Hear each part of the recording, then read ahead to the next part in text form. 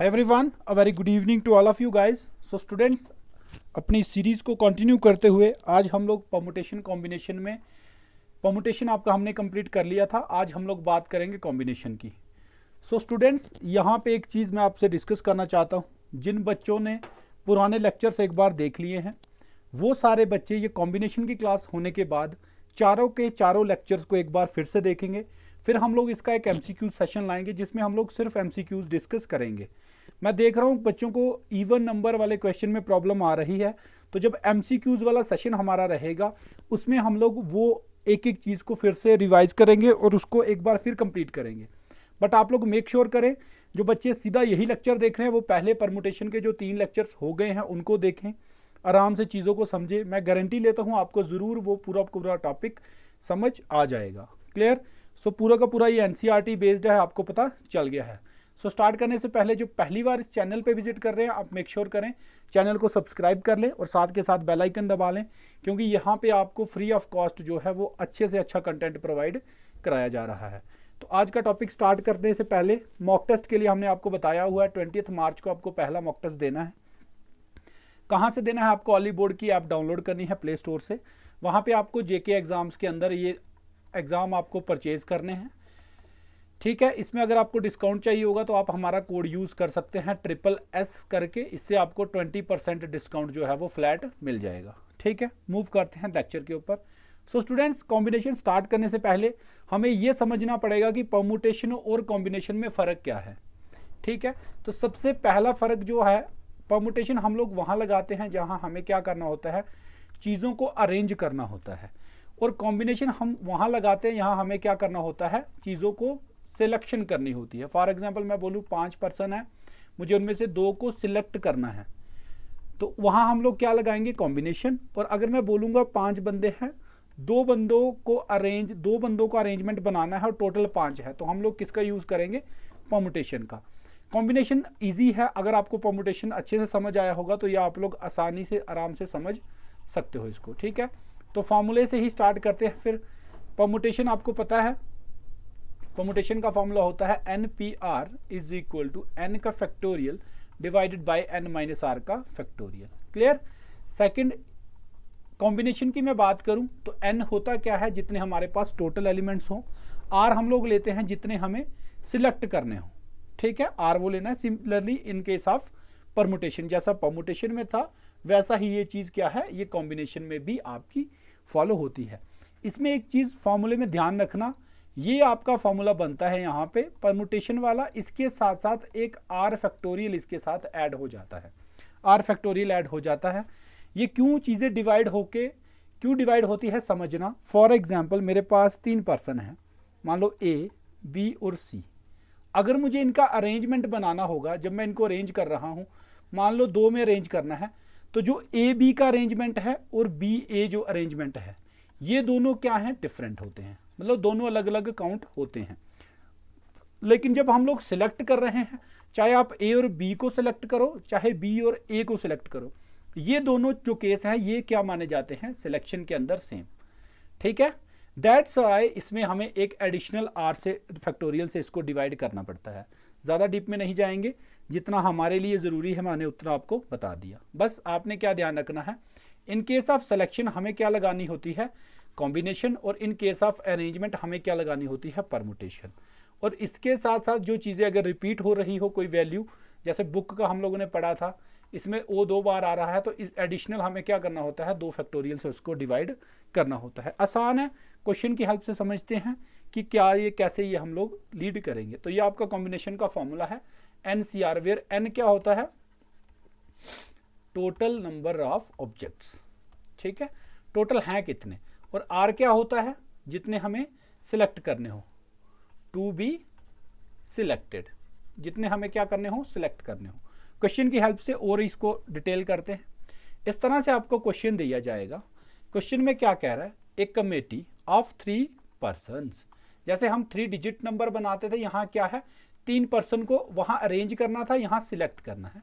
A committee of 3 person is to be constituted from a group of 2 men। हमारे पास हैं कितने, total हमारे पास क्या है, 2 men हैं, एंड 3 women, और 3 वुमेन हैं, उनमें से हमें क्या करना है, 3 पर्सन की कमेटी बनानी है। तो पूछ रहा है इन how many ways this can be done. पहला पार्ट यहाँ तक है। तो हमें क्या करना है, हमें 3 पर्सन की कमेटी बनानी है। तो हमारी आर की वैल्यू दिमाग में आ रही है, कितनी होगी, 3। कितने बंदों में से बनानी है, 2 मैन और 3 वुमेन। तो टोटल हमारे पास है कितने, 5। बात समझ आ गई। तो हमें 5 में से 3 की कमेटी बनानी है, उनको सिलेक्ट करना है। सिलेक्शन में क्या लगाते हैं हम लोग, कॉम्बिनेशन। तो हम क्या वैल्यू निकालेंगे, 5CR की वैल्यू निकालेंगे। तो फॉर्मूला क्या होता है, n का factorial divided by n minus R का फैक्टोरियल इंटू आर का फैक्टोरियल। तो डिवाइड में क्या आएगा आपका, 5C3 आएगा, हाँ ठीक है। तो 5 माइनस 3 का फैक्टोरियल और r क्या है, 3 का फैक्टोरियल। तो ये बनेगा आपका 5 इंटू 4 मल्टीप्लाई बाय 3 का फैक्टोरियल डिवाइडेड बाय 5 में से 3 गए, 2 का फैक्टोरियल मल्टीप्लाई बाय 3 का फैक्टोरियल। तो यहाँ से कैलकुलेशन करेंगे, 2 फैक्टोरियल 2 होता है।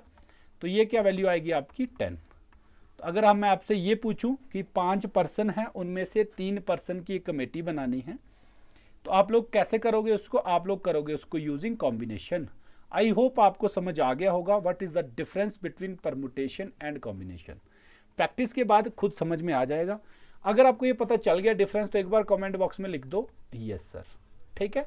इसके बाद पार्ट 1 का आंसर हमारा आ गया इसका 10।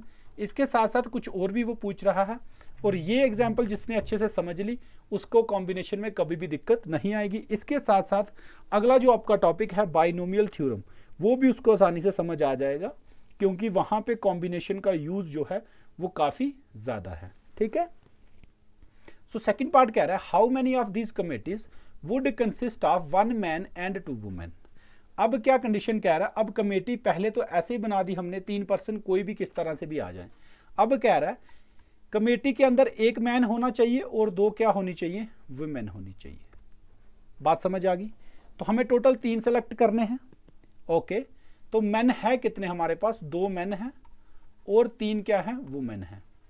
इसका मतलब जब हम लोग सिलेक्ट करेंगे तो 1 मैन चाहिए, टोटल मैन है कितने, 2। तो मतलब 2C1 ये हमारे कैसे बनेंगे, ये हमारे बनेंगे मैन। क्यों, क्योंकि मैंने आपको बताया यहाँ हम लोग क्या लेते हैं, टोटल वाली वैल्यूज, और यहाँ क्या लेते हैं, जितने सिलेक्ट करने हो। अब 2 मैन में से 1 मैन चाहिए ही चाहिए, तो हमने क्या ले लिया, 2C1 मल्टीप्लाई होगी, ये वैल्यू हमेशा याद रखना, मल्टीप्लाई होगी हमेशा याद रखना, ठीक है, ओके। इसके साथ और भी इसके साथ रेलिवेंट होता है, मैं बताने वाला हूँ। उसके बाद वुमेन कितनी है, 3, और कमेटी में कितनी चाहिए हमें, 2, ठीक है। तो मतलब 3 टोटल हैं, हमें कितनी चाहिए, 2, तो हमने लिख लिया 3C2। इसको आप लोग कैलकुलेट करेंगे तो आपका आंसर निकल के आएगा 2 इंटू, ठीक है, 2C1 तो 2 ही बनेगा, और ये बनेगा आपका 3 फैक्टोरियल डिवाइडेड बाय 3 माइनस 2 1 का फैक्टोरियल इंटू 2 का फैक्टोरियल। तो ये बन जाएगा आपका 2 इंटू 3 इंटू 2 का फैक्टोरियल डिवाइडेड बाय 2 का फैक्टोरियल से ये कट जाएगा। तो आंसर क्या निकल के आएगा पास, 6। बात को एक बार ध्यान से समझना। पहले वाले केस में हमें कुछ नहीं था, बस 3 पर्सन की कमेटी बनानी थी, टोटल हमारे पास 5 थे, हमने 5C3 कर दिया। सेकंड पार्ट में उसने हमें कंडीशन दे दी कि उस कमेटी के अंदर 1 मैन होना चाहिए और 2 वुमेन होनी चाहिए। तो हमने देखा हमारे पास टोटल मैन थे 2, तो 2 में से हमने 1 सेलेक्ट किया, 1 चाहिए था तो 2C1 बना लिया, मल्टीप्लाई किया और 3C2 बना लिया। क्यों, क्योंकि वुमेन टोटल 3 थी और हमें कितनी सेलेक्ट करनी थी, 2। बात समझ आ गई। वेरीफाई करने के लिए याद रखना, टोटल इन दोनों वैल्यूज का जो सम होता है वो हमेशा किसके बराबर आना चाहिए, जितने टोटल पर्सन हमें सिलेक्ट करने हो, ठीक है। ये एक बार में समझ नहीं आएगा तो इसको रिवाइज करना, बट जैसे एग्जाम्पल 2-4 करेंगे आपको पूरा क्लियर हो जाएगा। आई होप ये समझ आ गया होगा। अब हम लोग देखते हैं नेक्स्ट। अब क्वेश्चन आपके पास क्या रहा है, हाउ मेनी कॉर्ड्स। कॉर्ड आपको पता है इस तरह से सर्कल है, जो 2 पॉइंट को टच करे उसको हम लोग एक कॉर्ड बोलते हैं, ठीक है, ओके। कह रहा है can be drawn through 21 points on a circle. 21 point के थ्रू हम कितनी कॉर्ड्स को ड्रा कर सकते हैं, ठीक है। सो स्टूडेंट्स आपको क्या करना है, कॉर्ड। तो कॉर्ड ड्रा करने के लिए कितने पॉइंट की जरूरत होती है, 2। तो मतलब आर कितने चाहिए हमें, 2। हमें कितने चाहिए, 21 में से एट ए टाइम 2, और टोटल हमारे पास कितने हैं, 21।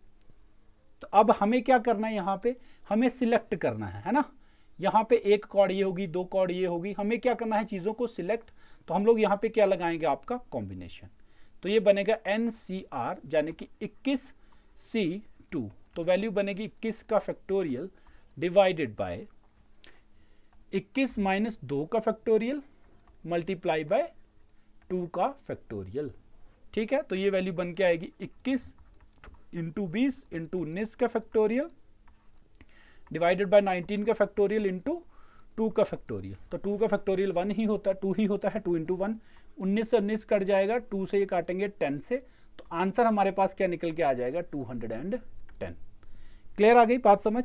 कॉर्ड वाले क्वेश्चन में याद रखना हमेशा क्या लगेगा कॉम्बिनेशन, क्यों, क्योंकि हमें क्या करना होता है सिलेक्ट, और चाहे आप इस तरह से कॉर्ड को समझो AB और BA ये दोनों क्या है सेम है, दैट्स वाई कॉम्बिनेशन लगा। जिस केस में AB इस तरह से सामने वाली अलग हो और ये वाली अलग हो, जैसे अरेंजमेंट की मैं बात करूं तो AB अलग काउंट होता है और BA अलग काउंट होता है, वो क्या होगी परमुटेशन। और अगर सिलेक्ट कर रहे हैं आप A और B को करो चाहे B और A को करो तो वो सेम बात होती है, तो वहां पे हम लोग क्या लगाते हैं, तो वहां पे लगता है आपका कॉम्बिनेशन। ठीक है, आई होप ये भी क्लियर हो गया होगा। नेक्स्ट क्वेश्चन देखते हैं। यस, ये क्वेश्चन बड़े आराम से जो बच्चा सॉल्व कर जाएगा उसको मैं समझूंगा कॉम्बिनेशन उसका क्लियर हो गया है। कह रहा इन how many ways can a team of 3 boys and 3 girls be selected, तो सिलेक्टेड वर्ड दिख गया, इसका मतलब यहाँ क्या लगने वाला है सीधा सीधा कॉम्बिनेशन। अभी आप लोग सिर्फ कॉम्बिनेशन समझिए, परमुटेशन आप लोगों ने समझ लिया है। एक MCQ सेशन होने दीजिए, आई गारंटी यू, मैं आपसे गारंटी लेने को तैयार हूं कि आपके हर एक क्वेश्चन जो है वो आराम से सॉल्व हो जाएगा। ठीक है, कह रहा 3 बॉयज और 3 गर्ल्स को सिलेक्ट करना है, कितने में से 5 लड़के हैं और 4 लड़कियां हैं, तो अब चीजें आसान हो रही हैं। हमें कितने चाहिए 3 बॉयज और 3 गर्ल्स की एक क्या बनानी है टीम बनानी है। टोटल बॉयज कितने हमारे पास 5 बॉयज और टोटल गर्ल्स कितनी है 4 गर्ल्स। ठीक है, तो मैंने आपको बताया था अगर 5 में से 3 लड़कों को चूज करना है तो हम लोग कैसे निकालते हैं 5C3, क्यों, क्योंकि NCR का यूज हमें करना होता है। N होता है जितने टोटल हो हमारे पास अवेलेबल, और R हमें जितने क्या करने हो सिलेक्ट करने हो। मल्टीप्लीकेशन का साइन हमेशा आएगा। ठीक है, उसके बाद 4 गर्ल्स हैं टोटल, उसमें से कितनी सिलेक्ट करनी है 3, तो क्या बनेगा 4C3। आई होप ये आपको समझ आ रहा होगा कि कैसे मैंने कॉम्बिनेशन इसको लगाया। ठीक है, कैलकुलेशन करोगे ये आपका बनेगा 5 इंटू 4/2, आप लोग इसको करके देख लेना। ठीक है, 4C3 की वैल्यू 4 ही बनेगी, ये 2 से कट जाएगा, 5 दूने 10, 10 चौक 40, तो ये मैंने शॉर्टकट कर दिया। एक बार आप इसको क्रॉस चेक कर लेना, आंसर पे आना बड़ी बात नहीं है, बात बड़ी ये है कि क्या आपको ये चीज़ समझ आ गई है कि ये मैंने कहाँ से लिया। अब देखो टोटल 6 बंदे की टीम बनानी थी, इसका और इसका सम कितना बन रहा है 6, तो आप लोग वेरीफाई कर सकते हैं कि यस जो आपने अप्रोच लगाई है वो बिल्कुल क्या है करेक्ट है। ठीक है, मूव करते हैं नेक्स्ट क्वेश्चन के ऊपर। Yes, so next question is saying find the number of ways of selecting 9 balls from 6 red balls, 5 white balls, 5 blue balls if each selection consists of 3 balls of each color। तो कह रहा है हमें total कितने ball choose करने हैं 9, तो R की वैल्यू कितनी है 9। कंडीशन दे दी कि हर एक कलर के 3-3 बॉल होने चाहिए, तो मतलब रेड के भी 3 होने चाहिए, व्हाइट के भी 3 होने चाहिए और ब्लू के भी 3 होने चाहिए, टोटल 9 के अंदर। हमारे पास कितने अवेलेबल हैं ये हमें देखना है, क्योंकि हमें कॉम्बिनेशन लगाने के लिए टोटल का पता होना चाहिए। तो n कितना बनेगा 6, 5, 11 और 5, 16, टोटल हमारे पास कितने हैं 16। अब कंडीशन क्या रही है रेड लेने हैं 3, तो रेड टोटल कितने हमारे पास 6, व्हाइट टोटल कितने हमारे पास 5 और ब्लू हमारे पास कितने टोटल 5। तो अब आपको पता है 6 में से 3 लेने हैं, जब सिलेक्ट करना हो तो क्या लगता है कॉम्बिनेशन मल्टीप्लाई बाय 5 में से कितने लेने हैं 3, तो 5C3। ठीक है, सिमिलरली 5 में से कितने लेने हैं 3, तो 5C3। वेरीफाई करो ऐड करके 3 3 6 3 9 ही करने थे टोटल। यस, आप लोगों ने जो अप्रोच लगाई है दैट इज करेक्ट। आप लोग इन वैल्यूज को कैलकुलेट करेंगे, आंसर आप लोग निकाल के कमेंट बॉक्स में बताएंगे। अब आप लोग एक यहाँ पे कंक्लूजन मेरे को सारे बच्चे बताएंगे कि परम्यूटेशन और कॉम्बिनेशन में आसान आपको क्या लग रहा है, दोनों में से दिल से बताना सारे बच्चे जो फॉलो करते आ रहे हैं पहले लेक्चर से। ठीक है, आई होप ज़्यादा बच्चों का आंसर कॉम्बिनेशन होगा। उसकी वजह क्या रहेगी वो मैं लेक्चर के लास्ट में आपसे डिस्कस जरूर करता हूँ। यस, तो ये क्वेश्चन आई थिंक रिपीट हो गया है। Okay, so let's see next question क्या कह रहा है आपका। कह रहा है इन how many ways can one select. जैसे ही सिलेक्ट दिखा आंखें बंद करके आपको समझ आना चाहिए कि यहाँ पे क्या लगने वाला है। यहाँ लगेगा आपका combination. A cricket team of 11 from, अच्छा तो हमें सिलेक्ट कितने बंदे करने हैं, टोटल 11, तो आर की वैल्यू सीधी सीधी कितनी लिख देंगे 11। फ्रॉम 17 प्लेयर्स, टोटल हमारे पास कितने अवेलेबल हैं 17। कह रहा है in which only 5 players can bowl if each cricket team of 11 must include exactly 4 bowlers. तो कह रहा है उसमें से 17 में से कितने बंदे बॉलिंग कर सकते हैं, 5 बंदे। तो बॉलर हम लोग लिख सकते हैं कितने, 5। तो बाकी वाले क्या करेंगे, या तो बैट करेंगे या तो विकेट कीपिंग करेंगे, ठीक है। बट हमें कंडीशन कौन सी पता है, बॉलर की। टोटल 5 हैं और पीछे कितने बचे, 17 में से 5 गए, ये कितने बच गए 12, ठीक है। अब हमें क्यों क्या कह रहा है, हमें ऐसी टीम बनानी है 11 बंदों की जिसमें एग्जैक्टली 4 बंदे ऐसे चाहिए जो बॉलिंग कर सकते हो। तो हमारे पास बॉलर हैं कितने, 5। हमें कितने चाहिए टीम में, 4। तो 4 ये हो गए, टोटल 11 चाहिए। तो यहाँ पे कितने बचे होंगे, 11 में से 4 सिलेक्ट हो गए, तो 7 हमें यहाँ से चाहिए। बात समझ आ गई, फिगर क्लियर हो गई। 5 में से 4 बॉलर तो 5C4 मल्टीप्लाई बाय 12 में से 7 बंदे चाहिए तो 12C7। कैलकुलेशन आपके ऊपर छोड़ रहा हूँ, आंसर आप लोगों ने कमेंट बॉक्स में बताना है। क्वेश्चन समझ आ गया तो ईमानदारी से एक बार सारे बच्चे यस सर लिख देंगे, और वो सारे बच्चे इस क्वेश्चन को जरूर सॉल्व करेंगे जो क्रिकेट को फॉलो करते हैं, क्रिकेट के बहुत बड़े मेरी तरह फ़ैन है, ठीक है। लेक्चर आपका मैंने कल रिकॉर्ड करना था, लेकिन कल शाम को इंडिया का मैच था।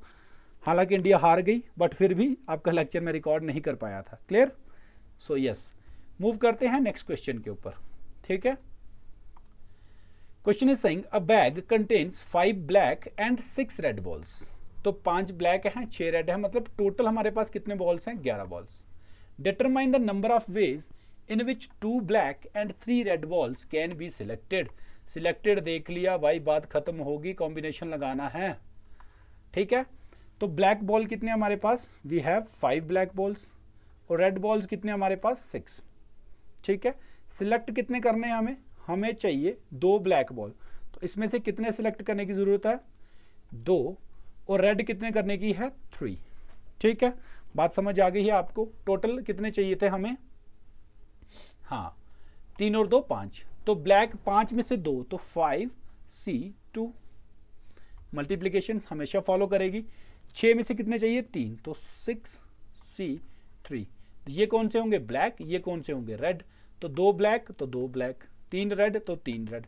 टोटल ब्लैक 5 है तो 5 ले लिया, टोटल रेड 6 है तो 6 ले लिया। कैलकुलेशन इसकी मैं करा दूंगा आपको, 5 × 4 × 3 का फैक्टोरियल डिवाइडेड बाय 3 का फैक्टोरियल × 2 × 1। तो आप ये खुद देख लेना कि सर ने कैसे किया, ठीक है। 6 × 5 × 4 डिवाइडेड बाय 3 का फैक्टोरियल × 3 × 2 × 1। 3 से ये कट जाएगा, 2 2 ज़ा 4 कट जाएगा, ये 3 यहाँ पे आना था, इससे ये कट जाएगा, 3 दूनी 6, 6 से ये कट गया, 5 को 20, और तो नहीं बचा कोई, 20 दूने यस 5 दूने 10, 10 को 20 से किया तो ये आपका आंसर बन गया 200। कैलकुलेशन एक बार चेक कर लेना, तरीका आपको समझ आना चाहिए। आई होप आज का टॉपिक जो बच्चा पहले लेक्चर से फॉलो कर रहा होगा, मैं गारंटी लेता हूँ कि इतना डिफ़िकल्ट टॉपिक आपको आसानी से समझ आ गया होगा। नहीं तो आप 11th के क्लास के बच्चों से डिस्कस कर सकते हैं, आपने भी पढ़ा होगा, अगर मैथमेटिक्स के आप स्टूडेंट हो तो आपको पता ही ये टॉपिक खुद में कितना चैलेंजिंग है, ठीक है। तो किसी को समझाने में अगर इतनी आसान मैं आपके लिए बना रहा हूँ तो इसका ज़रूर आप लोग पूरा फ़ायदा उठाएं, ठीक है। Okay, last question, in how many ways can a student choose a programme of 5 courses. उसको प्रोग्राम चूज कितने का करना है, 5 का।